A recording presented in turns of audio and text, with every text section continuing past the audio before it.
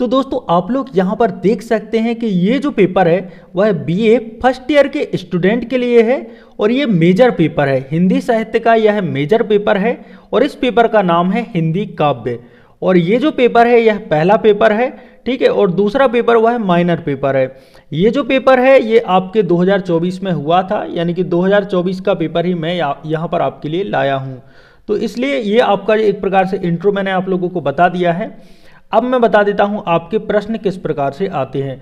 सबसे पहले आपके जो मार्क्स रहेंगे एग्जाम में वो 70 नंबर के होने वाले हैं और ये पेपर सभी के लिए है, यानी कि रेगुलर, प्राइवेट, सप्ली, फेल और सबके लिए, ठीक है। तो मतलब इससे आप लोगों को कंफ्यूज नहीं होना है। अब दोस्तों आपके खंड आ में है अति लघुत्तरीय प्रश्न।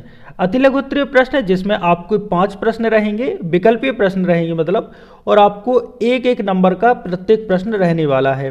यहाँ पर आप लोग देख सकते हैं, जैसे आप मतलब 2024 के पेपर में जो प्रश्न आए थे उसमें है सही विकल्प का चयन कीजिए। पहला प्रश्न है हिंदी साहित्य के आदिकाल को आचार्य रामचंद्र शुक्ल ने क्या नाम दिया। तो इनके मैं उत्तर आप लोगों को बताते जाता हूं। पहले का हो जाएगा आ, यानी कि वीरगाथा काल। दूसरा हमारा जो ऑब्जेक्ट था वह था अजगर करे न चाकरी किस संत कवि की पंक्ति है। तो अजगर करे न चाकरी ये कहा है मलुकदास जी ने। तीसरा ऑब्जेक्ट है भूषण मुख्य रूप से किस रस के कवि हैं। तो जो भूषण हैं यह मुख्य रूप से वीर रस के कवि माने जाते हैं। तो इसका जो सही आंसर है वह 12 नंबर का वीर रस हो जाएगा। हमारा चौथा ऑब्जेक्ट था वह तोड़ती पत्थर कविता में किस ऋतु का वर्णन हमें देखने को मिलता है। तो इसमें तोड़ती पत्थर इसको मतलब मैंने ऐसे याद कर लिया था, तोड़ती पत्थर, पत्थर कब तोड़ते हैं, एक प्रकार से ग्रीष्म ऋतु में। तो इसका ग्रीष्म ऋतु सही हो जाएगा।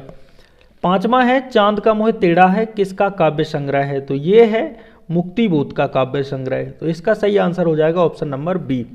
तो इस प्रकार से हमारे पांचों जो ऑब्जेक्ट हैं मैंने उन सभी को डिस्कस कर लिया है। यदि दोस्तों आप लोग चाहते हो कि मैं आपके लिए मतलब पेपर 1 जो मेजर का पेपर है उसके लिए टॉप 100 वस्तुनिष्ठ का एक वीडियो लेके आऊं तो यार कमेंट जरूर कर देना, मैं जरूर आपके लिए टॉप 100 वस्तुनिष्ठ का वीडियो लेके आऊँगा। अब बात करते हैं हमारे खंड खा की। तो खंड जो खा है उसमें लघु उत्तरीय प्रश्न है जो कि 5-5 नंबर के 5 प्रश्न रहने वाले हैं और यहाँ पर आपको 25 नंबर मिलेंगे। जैसे प्रश्न 2, यानी कि ये यहाँ पर अच्छी बात यह है कि इकाई भी डली है कि इकाई 1 से लिया गया है। ये आदिकालीन सामाजिक पृष्ठभूमि पर प्रकाश डालिए अथवा विद्यापति के काव्य में प्रकृति चित्रण की समीक्षा कीजिए।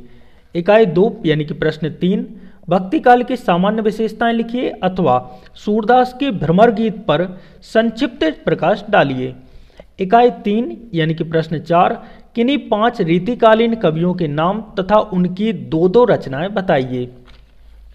या इसके अथवा में है भूषण की रचना शिवराज भूषण पर टिप्पणी लिखिए।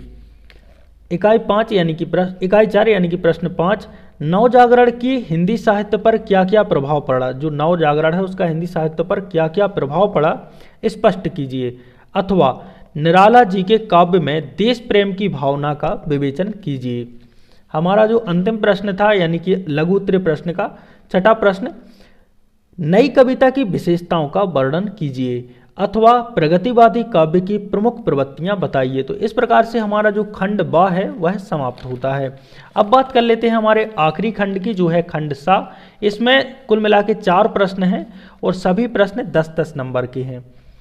एक प्रकार से आपको 10 नंबर के हैं तो कम से कम 400-500 शब्दों में आपको इनके आंसर लिखने हैं। प्रश्न क्रमांक 7, निम्नलिखित पद्यांश की संदर्भ एवं प्रसंग सहित व्याख्या कीजिए। मांगी नाव ना केवट आना कहे तुम्हार मरमू में जाना। चरण कमल रज कहू सब कहेई मानुष करनी भूरी कछु अहेई। यदि दोस्तों आप लोग चाहते हो कि मैं इन सभी के आंसर भी आप लोगों को लेके आऊं, मतलब जितने भी इसमें प्रश्न हैं उन सभी का आंसर का भी एक वीडियो बना दूं, तो यार उसका भी एक कमेंट कर देना। मतलब मैं वीडियो बहुत ही जल्द लेके आ जाऊंगा। कमेंट में ये हो जाता है कि मुझे पता चल जाता है कि आपकी डिमांड भी है कि नहीं।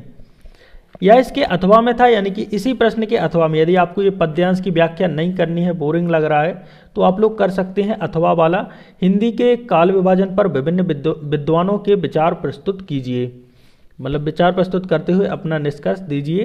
प्रश्न 8 निम्नलिखित एक और पद्यांश है यहाँ पर, निज भाषा उन्नति यह है सब उन्नति को मूल, बिन निज भाषा ज्ञान के मिटे न है को सूल। या इसके अथवा में है, कबीर ने मूर्ति पूजा का विरोध क्यों और किस प्रकार किया, उदाहरण सहित बताइए। हमारा जो नवा प्रश्न है, रीति काल काव्य की काव्य प्रवृत्तियां बताइए। प्रवृत्तियां मतलब विशेषताएं, ठीक है, तो प्रवृत्तियां जो सुन के आपको डरना नहीं है। इसके अथवा में था, महादेवी वर्मा की वेदना और करुणा पर प्रकाश डालिए। हमारा अंतिम प्रश्न था, प्रयोगवादी काव्य की प्रमुख प्रवृत्तियां बताइए, या अथवा में नागार्जुन की काव्य विशेषताएं लिखिए। तो दोस्तों इसी के साथ हमारा जो बीए हिंदी साहित्य का फर्स्ट ईयर का जो मेजर का पेपर है, जिसका नाम है हिंदी काव्य, यह होता है समाप्त।